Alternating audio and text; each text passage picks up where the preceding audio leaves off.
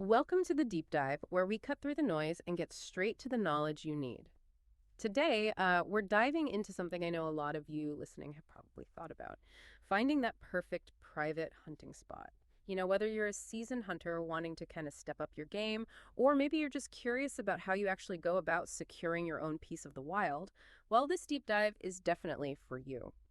We're looking at a really practical article today. It's called Choosing the Right Hunting Lease, Part 2 of 5 of the Secrets to a Hunting Lease. It's from the AHLA blog, written by Sean Fabrek, and it really promises to walk hunters, all levels of experience through the whole process. So our mission today, let's pull out the absolute best bits of advice, the real practical stuff on how to search for a quality hunting lease. Turn what feels, honestly, kind of overwhelming sometimes into a clear plan. Yeah, and what's great about this piece is how practical it is right from the get-go. It's not just theory. Like you said, it's part 2 of 5, so it kind of jumps right in, assuming you've already done some homework, figured out your club's needs, your budget, that sort of thing. This is all about the action, moving from, yeah, we want a lease, to actually finding one. And the author really hammers home that this isn't about finding a spot for just one season. It's about finding a quality property you can really learn, improve and grow with over several years. Makes it more of an investment. Yeah. Right, an investment. Okay, so you've done that groundwork, clubs aligned, money sorted, you're ready to find this lease.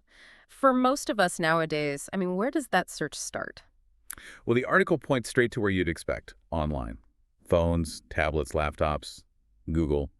And yeah, the internet is a pretty solid place to begin. There are tons of companies listing properties. But there's a Right. catch, right? The article mentioned something interesting about Google. It's exactly. Here's the curveball. Google's algorithms, how they rank sites, it's complicated. And the reality is a lot of perfectly good, legitimate hunting lease websites, especially maybe smaller regional ones, they just don't easily pop up on a simple search. So you could be missing out on some great options without even knowing it. It feels a bit like, yeah, navigating a digital jungle sometimes. Okay, so if Google isn't the whole answer, what's the smarter way to start online? This is where the article gives some really direct guidance. It points straight to the American Hunting Lease Association, the AHLA. Think of them as like a trusted guide in that digital jungle we mentioned. AHLA, okay. How do they help? So on their website, huntinglease.org, they list companies that are AHLA Certified Associates. Mm. And this is the key part. Companies that display that AHLA Certified Associate logo have basically agreed to stick to a standard of best business practices. So it's like a vetting process. Precisely. And that's super important because the article explicitly warns about, and I'm quoting here, an extremely high number of here today, gone tomorrow companies out there. The online space for this stuff isn't heavily regulated. Right, I can imagine the nightmare scenario. You find something online, looks great. Exactly. You drive hours, maybe scout it, maybe even send a deposit, and then poof, the company vanishes, or the lease isn't real, or the terms suddenly change. Using an AHLA certified associate helps you sidestep that potential headache, that frustration, and frankly, financial loss. It's about starting with trust. Okay, so boiling this down for everyone listening, step one online isn't just Googling hunting lease. It's maybe starting with a trusted resource like the AHLA, looking for that certification, whether you're after a broker or a private deal. It's about finding vetted partners from the start. That's a great way to put it. It saves time and potential grief down the line. All right, so let's say you've used the AHLA, found some promising leads online. What's the absolute next critical step? We're moving from digital to physical now. Boots on the ground. The article is crystal clear on this. It is always a good idea to inspect the property yourself. Period. No decent broker, no reputable landowner should expect you to sign a lease sight unseen. They should make it available for you to walk. And not just a quick look, right? Definitely not a drive-by. The advice is take a good long walk around and make notes to look at later. This is your chance for a real hands-on assessment. It's strategic. Strategic. Okay, what does that mean in this context? What are we looking for specifically? Well, here's a really interesting point the article makes. You're not there to deer hunt this time. Ah, okay. So not just looking for deer sign. Exactly. Seeing deer sign tracks, rubs, scrapes, that's obviously good. It confirms deer's using the area. It's kind of the baseline. Right. But your focus needs to be deeper, more structural, I guess. Things that make a lease work long term. Like what? Give us some examples. Okay, so think about multiple access points. Can you get into different stand locations with different winds without spooking everything? That's huge. Look for escape routes. Where do deer naturally go when they feel pressured? Understanding that helps predict a movement. Try to identify potential bedding areas, those thick, nasty spots where deer feel safe year after year. Water sources, obviously, are they reliable year-round? And here's one people sometimes forget. Look for signs of other hunters. Old stands, trash, trails. Gives you a sense of past pressure or maybe even current shared use. Okay, that makes a lot of sense. It's about the land's potential, not just current activity. Precisely. These factors are what make it a good lease. They give you the best chance to enjoy your investment and harvest a mature whitetail. Remember, the goal here, as the article stresses, is finding a quality property that you can learn and grow on for a few years. It's that long-term thinking. Got it. So the takeaway here, that property visit before you sign anything is critical. It's as strategic as the hunt itself. You're scouting the infrastructure, the long-term potential. Absolutely. Time very well spent. Okay, moving on. We've found potential spots, inspected them strategically. Now, how do we choose the right one for us? The article talks about customizing the choice. Yeah, it lays out a really helpful list. Considerations for finding the right lease. Basically, 5 key areas to think through. All right, let's break those down. What are they? Okay, first is cost. Pretty obvious, but needs careful thought.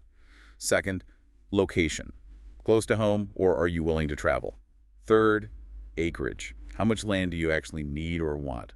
Big woods or small plot? Fourth, members. How many people in your group and who? And fifth, management. How will the lease be managed and how much work are you willing to put in? That last one seems really important, management and effort. It ties into probably the most critical question the article says you need to ask yourself and be really honest about it. How hard do I want to work on this lease to make it enjoyable and successful?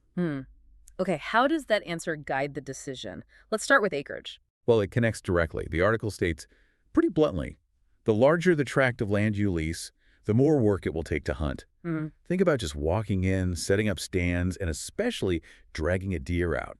That could be a lot of work on a big, rough property. Yeah, dragging a deer a long way is memorable. Exactly. So if you're someone who's not looking for a nature hike just to get to your stand, or importantly, if you plan to hunt with maybe a small child or an older, seasoned hunter, someone who might struggle with really hilly or steep ravines, then maybe a smaller, flatter, more accessible property makes more sense. Terrain is a big factor in the work equation. Okay, but what about the flip side, for people who actually enjoy the work? Right. For the hunter, who, as the article puts it, enjoys spending days preparing for hunting season, a large tract is fantastic. It offers more options, multiple stand locations, more places for deer to feel secure, and maybe more opportunities to take full advantage when a Boone and Crockett buck finally makes a mistake. A real giant. That work becomes part of the passion then. For many, yes.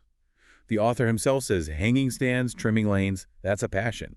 Plus, a larger lease generally holds more deer and allows you and your group to spread out a little. Reduces pressure, gives everyone more elbow room. And the bottom line the article hits on is that incredible freedom. When you lease land, you can make those decisions and decide when and how you hunt. That control is huge compared to public land. That freedom is definitely appealing. Okay, so acreage and effort are linked. But let's circle back to those other considerations. First one was cost. What else goes into the cost besides just the lease fee? Oh, absolutely. The lease fee is just the starting point, right? You've got to factor in travel gas, vehicle upkeep, maybe even overnight stays if your location choice is far away. And there are licenses, permits, could vary. Equipment is a big one. New stands, trail cams, seed for food plots, tools for habitat work, maybe lime and fertilizer, maintaining what's already there. If you get really serious about management, you might even rent small equipment sometimes. Plus just stuff, things you need throughout the season. So yeah, cost is the total investment for the year, not just writing that one check. Makes sense. And that ties into location. You mentioned local versus out of state. What are the main trade-offs there? Location's a huge factor in how you'll actually use the lease. Local means easy access. You can pop over after work to scout, check cameras, do a quick chore. Much easier to maintain plots, react to weather, really learn the property intimately. Less travel cost and hassle too. The potential downside. Depending where you live, local leases might be smaller, more expensive, or have more surrounding pressure. And out of state. Out of state opens up possibilities. Maybe different game species, bigger wilderness areas, potentially less pressure, maybe even better trophy potential depending on the state. But the commitment is way higher. Travel is a big cost in time and money.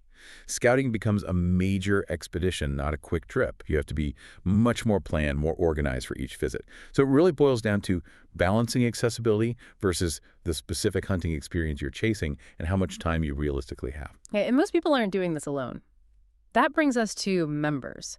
How does the group affect the choice, and how do you keep things smooth?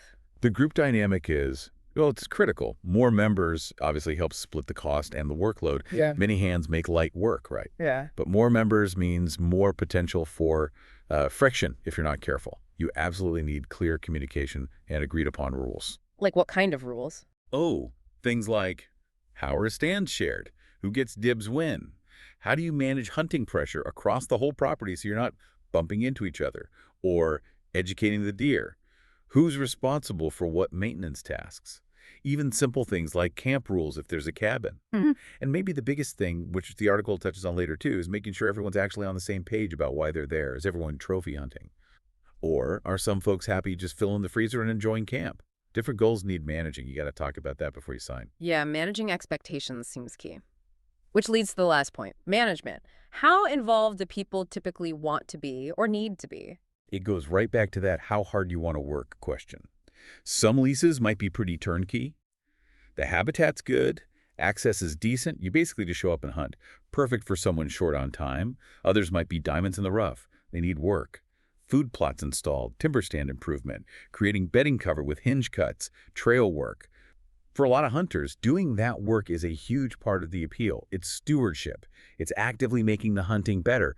You get to shape the habitat. So it's about deciding. Are you looking to be more of a passive user or an active manager of the land?